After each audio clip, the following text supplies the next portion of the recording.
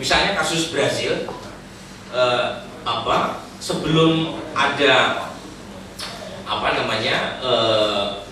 sistem pemilu yang mereka perbaiki sebelumnya, itu Brazil selalu mengalami proses instabilitas politik yang sering terjadi. Nah, karena itu mereka melakukan satu election engineering di mana pilpres itu dilakukan bebarengan dengan pileg. Nah, gunanya apa? Gunanya adalah kalau pilpres dan pileg dilakukan secara bebarengan, maka calon presiden yang memiliki elektabilitas tinggi itu akan memberikan berkah kepada partai yang mengusungnya. Kan gitu. Jadi kalau misalnya pileg dan pilpres dilakukan secara bebarengan, maka partai tempat berasal calon presiden yang memiliki elektabilitas kuat, maka dia akan memberikan elektabilitas kepada partai. Dan itu yang terjadi di Brazil. Sejak tahun 92 tidak pernah ada impeachment. Karena apa? Karena tadi calon presiden yang berasal dari partai yang kuat, otomatis calon presidennya menang. Dan saat yang sama partainya jadi kuat di DPR. Nah, kalau kita kan pemilu DPR dulu, dan kemudian hasil pemilu presiden bisa berbeda dengan hasil yang kita temukan di dalam pemilu legislatif. Dan akibatnya terjadi dua legitimasi. Presiden memiliki otoritas tersendiri karena dia dipilih secara langsung, DPR dipilih secara langsung juga oleh rakyat dan dia memiliki otoritas dan legitimasi tersendiri. Kalau misalnya presiden tidak berasal dari partai yang memiliki kursi yang kuat di DPR, maka yang terjadi adalah instabilitas pemerintah. Dan akibatnya ya tadi seperti yang disebutkan oleh Bang Aziz dengan Mas Ali Maskur Musa. Jadi kalau Anda tanya ke saya itu sebagai pengamat gitu ya, karena saya nggak punya kuasa gitu ya, nggak punya belum.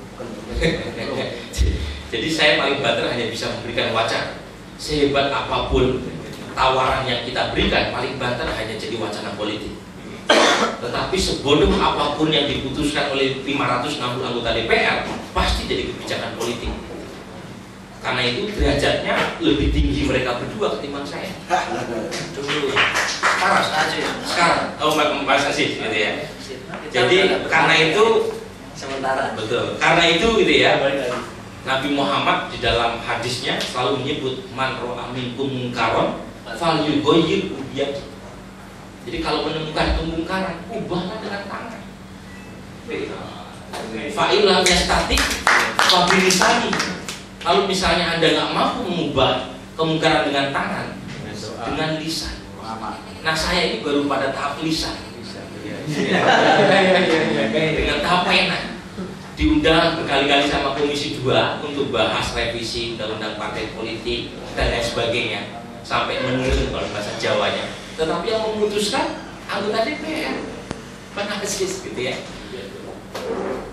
Nah, kalau misalnya itu jadi yang punya kuasa dan menentukan hajat hidup bangsa ini, mereka yang ada di DPR dan pemerintah. Karena itu ya, saya mengajak Anda semua untuk tidak alergi politik. Kalau misalnya Anda merasa perlu masuk ke partai politik, masuklah ke partai politik. Benahi dari dalam. Kalau saya kan PNS, jadi nggak boleh partai gitu ya. Dosen, PNS dosen, jadi nggak boleh. Tapi saya nggak pernah nyinyir kalau misalnya Anda semua punya keinginan masuk ke partai politik, asalkan mampu mengubah warna di dalam partai politik. Jangan ikut lalu. Nah, kira-kira itu gitu ya, sebagai provokasi saya. Nanti kita bisa lanjutkan dalam diskusi. Assalamualaikum warahmatullahi wabarakatuh. Apakah demokrasi kita sedang menuju ke arah yang lebih baik, lebih maju, atau kita sedang menuju ke arah kehancuran? Sebelum ke sisi tanya jawab, kita mengundang dua kalau di gerakan ada istilah namanya ekstra parlementer dan intra parlementer. Kita mengundang dua anggota dewan dalam gerakan ekstra parlementer, Ketua Umum PBHI dan Ketua Umum PBHI.